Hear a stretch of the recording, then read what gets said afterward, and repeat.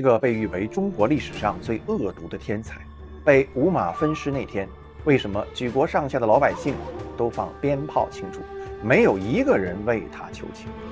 为什么这个造成中国人疯狂内卷的始作俑者，这个把户籍制度变成人生枷锁，大力提倡告密文化的制度设计者，最后却活活死在了自己制定的法律手里？历史学家司马迁在《史记·商均列传》当中记载了最荒诞也是最具讽刺性的一幕，让我们先看一下。公元前338年深秋的黄昏，在秦国和魏国的边境，一个形迹可疑、全身包裹严实的亡命之徒，慌不择路地跑进一间偏僻的小旅社。他想要投诉，却不方便拿出任何的身份凭证。店老板盯着眼前这个男人，指了指墙上的告示：“客官，商君有令，没有证件不能住店，不然我连坐死罪，您请回吧。”听完这句话，这个人浑身僵硬，心如死灰。他叫商鞅，是秦国的宰相，曾经亲手制定了这个国家所有的法律，而墙上那张告示上写着的商君有令，那个商君就是他自己，曾经掌控千万人命运的一国宰相，到最后无处可逃，连个旅店都住不了，被自己定下的律法是死死锁住啊！他长叹一声，满是悲凉与讽刺，嗟乎违法之弊，宜至此哉！想不到我制定的法律竟让自己受害到这步田地。没多久，他被逮捕，捉回秦国的首都咸阳，然后被车裂而死，一灭三族。死的时候，老百姓竟然全都拍手称快。商鞅为什么会死得这么惨？对商鞅的评价千百年来一直都是两极分化。有人说他是千古无双的变法天才，没有商鞅就没有威吓一时的大秦帝国，就没有中国历史上第一个大一统王朝。有人说他是中华文化的千古罪人，内卷移民告密文化套在中国人身上2000年的紧箍咒全是拜他所赐啊。不过老曾更感兴趣的是，一个权倾一时的宰相为何最后却变得惶惶如丧家之犬的出现在边境一家小旅馆？一个让秦国走向强大的改革家为何却被当局五马分尸？有人说他得罪了利益集团，可为什么秦国的老百姓也不念他的好？他死的时候竟没有一个人惋惜和同情。走进曾子航人物志，争议人物全新解读，不吹不黑，只讲人性，解密历史上的张鞅究竟是个什么样的人。喜欢历史，想看深度解读的朋友，点赞订阅，打开小铃铛，咱们正式开讲。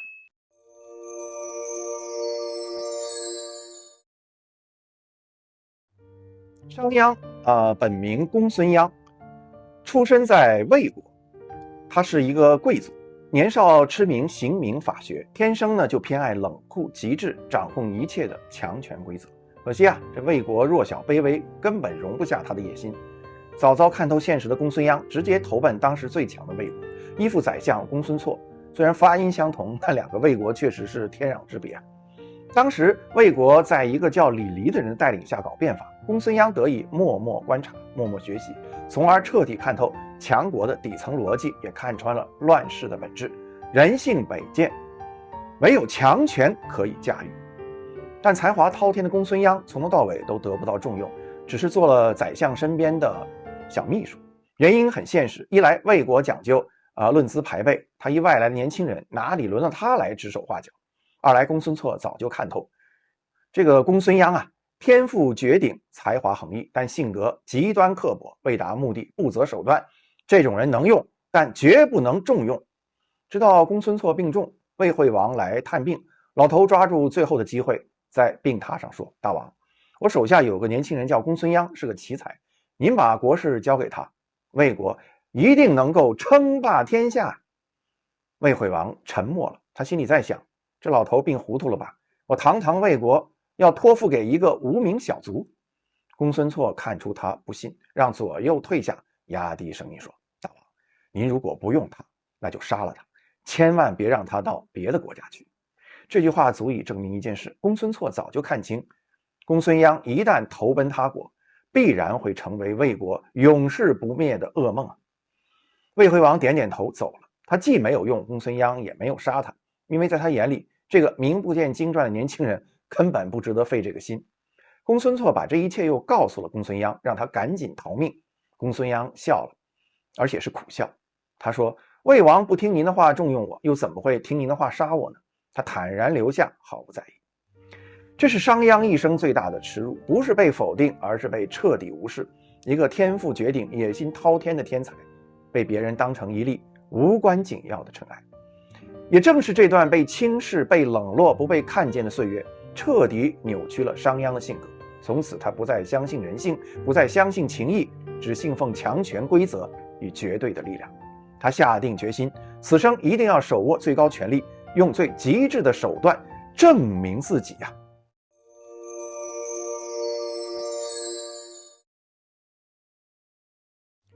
公元前361年，21岁的秦孝公继位，年轻的君主呢想大干一场。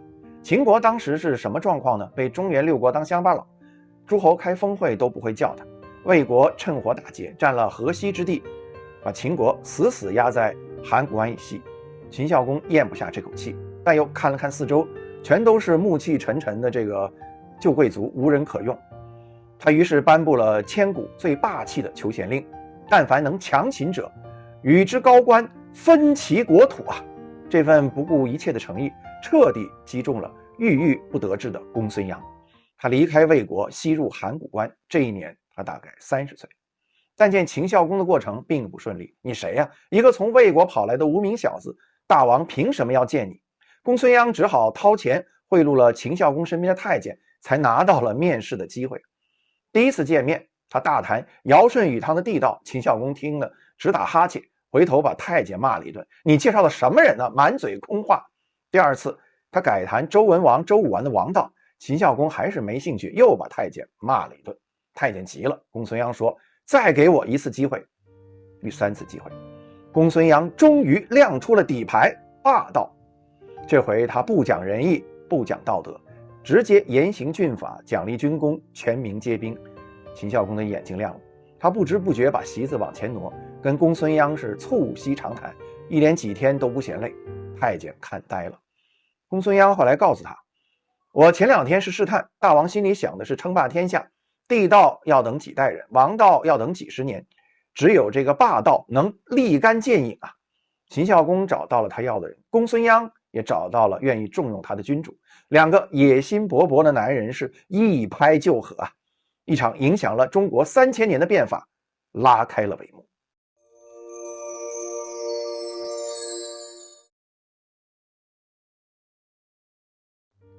教科书只会告诉你商鞅变法，富国强兵，但真实的商鞅变法从头到尾只有8个字：国强民弱，民弱国强。听明白了吗？在国家和人民之间，商鞅是对立的，老百姓要弱，国家才能强。怎么弱民商君书里写的是明明白白：民不贵学问则愚，愚则无外交，无外交则国安而不殆。翻译成大白话，老百姓最好别读书，越傻越安全，待在国家里，哪儿也别去，国家就太平了。这不是治国，这是养牲口。为了让这套系统运转，他设计了3大核心制度。第一，军功爵制，废除世亲世禄，宗室贵族没有军功也不能进族籍，想活得好，去战场上砍人头，砍一个升一级，赏田宅。秦国人突然发现，人生只剩下2件事，要么在田里当肥料，要么在战场上当刀锋。想读书犯法，想辩论犯法，想搬家犯法。第二，户籍制。商鞅不是中国历史上第一个搞户籍制度的人，但他绝对是第一个把户籍当成枷锁，死死困住老百姓的人。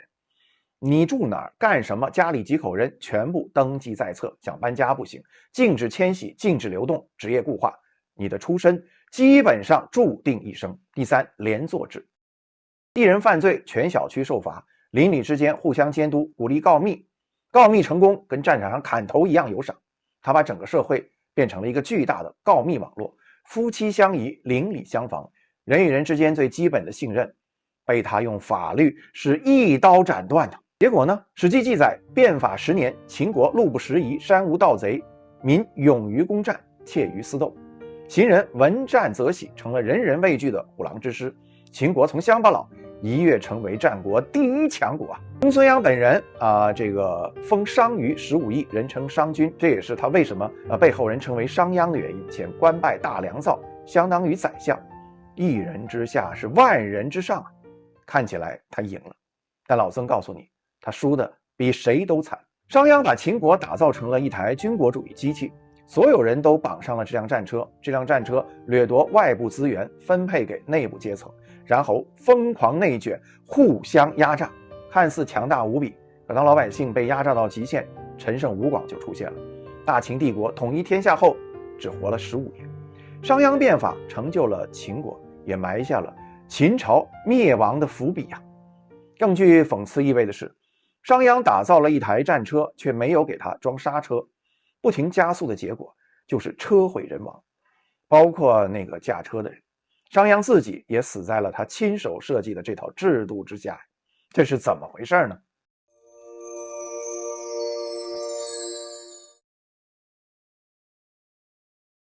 公元前338年，秦孝公去世，太子即位，就是秦惠文王。商鞅最大的保护伞没了。商鞅搞变法成功是成功，但也得罪了太多人，旧贵族、宗室、太子党，尤其是当时太子老师公孙虔。商鞅当年用严刑处罚过他，导致人家闭门不出8年，这是什么仇啊？不共戴天呐！如今太子登基，商鞅被诬陷谋反，他决定逃去哪儿？魏国，他年轻时待过的地方。他一路跑到了秦国和魏国的边境，天黑了，想找一家旅馆投宿，结果回到了开头提到那一幕，他因为不方便出示证件，结果无法住宿。他制定了法律，此刻征将他是挡在门外，这就是做法自毙的来历。更讽刺的还在后面呢，他跑到魏国边境想入境，魏国人说，你当年在魏国的时候我们就看你不顺眼，现在你是秦国的叛徒，滚！走投无路，他回到封地，领着家丁造反，寡不敌众，战死。他的尸体被带回咸阳，车裂，五马分尸，灭3族。全城百姓万人空巷，拍手称快，放鞭炮庆祝。野史记载，他五马分尸以后，他残存的遗体被愤怒的人群拿回去给吃了。一个把秦国变成第一强国的男人，死的时候没有一个人同情他，甚至恨不得吃他的肉才痛快。这是为什么呀？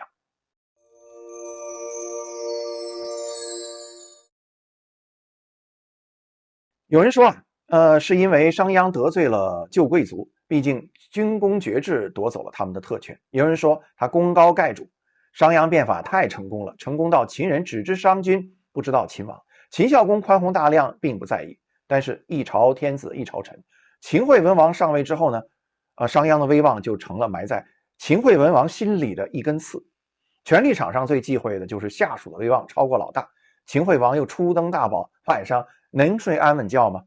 但是这2点却无法解释商鞅之死为何如此惨烈，惨烈到秦国上下竟无一人帮他说话，没有一个人为他一掬同情之泪。在老曾看来商鞅的一生是罕见的天才基因与致命的性格短板的激烈碰撞，犹如一块稀世珍宝被一个狂徒攥在手里，其结果也就可想而知了。那么他的性格又有什么样的致命短板呢？史记里司马迁用了5个字形容他：天资刻薄人也。商鞅这个人刻薄寡恩，不近人情。这个《资治通鉴》里记载，商鞅执法时1日0位，而论囚700余人，清水尽赤，嚎哭之声动于天地，一天杀700多人，渭河水都染红了，孤身震天。他站在旁边看着，脸上像块冰，没有一丝的表情。在他眼里，除了秦王之外，天下人皆如刍狗，低贱到不值一提啊！在我看来，商鞅是一个非常强势的功利主义者，一个冷酷的国家主义者。我不否认商鞅在某些方面是个天才，但也是个恶毒的天才，没有人味的天才。他相信只有规则，没有人情；只有赏罚，没有信任；只有国家，没有个人。他不尊重任何人，也不相信任何人。隐士赵良曾劝他：你已经功高盖主了，赶紧退还封地，归隐田园，不然是必死无疑啊！商鞅不听，他说了一句服从拒绝了最后一次活命的机会。一个人的智慧不在巅峰时能爬多高，而在于退潮时能不能平稳落地。商鞅爬得太高了，高到摔下来的时候连个接他的人都没有。一个漠视人性，把人彻底工具化的人，其结果就是别人也没把他当人，最后被五马分尸，死得比狗还惨呐！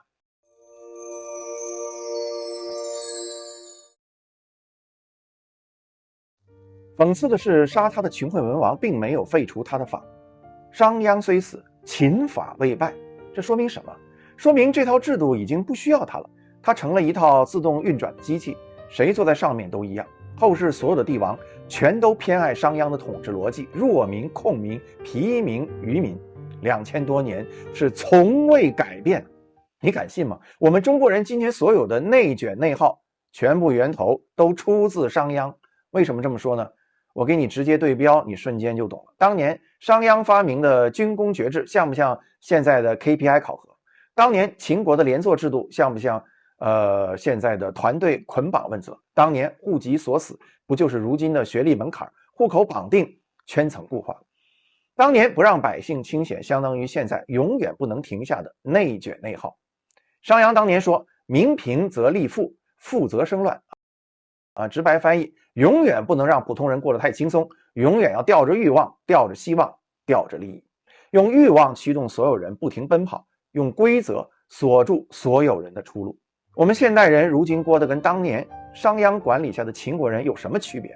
秦国人用上战场杀敌换田仔，现代人加班换房贷。秦国的法律禁止老百姓随便迁徙，现在的学区、户口、社保绑定你。如今的房贷让你不敢辞职，35岁危机让你不敢松懈，学区房让你掏空6个钱包。本质还是用有限的资源驱动无限的努力。差别在于秦国人砍的是敌人头，我们砍的是自己的健康、时间和亲情，本质是一模一样。当年的秦人逃不出他设计的系统，如今的我们同样逃不出。那么问题来了，商鞅这一生到底是赢了还是输了？从个人角度，他输得一塌糊涂，生死族灭，死后还要被车裂。从历史角度，他赢得彻彻底底，他的制度塑造了中国2000年的模样。他是天才也是恶魔，他成就大秦也毁灭人性，他亲手搭建了一套完美的统治系统，最后自己也成为这套系统第一个牺牲品。最让人细思极恐的一句话：杀死商鞅的秦国最后彻底变成了商鞅。几千年过去了，制度换了外壳，底层逻辑从未改变。为什么要了解商鞅？因为读懂商鞅，你才算真正看懂我们为什么永远活得身不由己，永远逃不开内卷。这里是曾子航人物志，争议人物不吹不黑，只讲人性。历史从来不是非黑即白，读懂人性才算读懂真正的历史。喜欢这期的解读，点赞订阅，开启小铃铛。下期咱们继续深挖被误解1000年的历史大人物。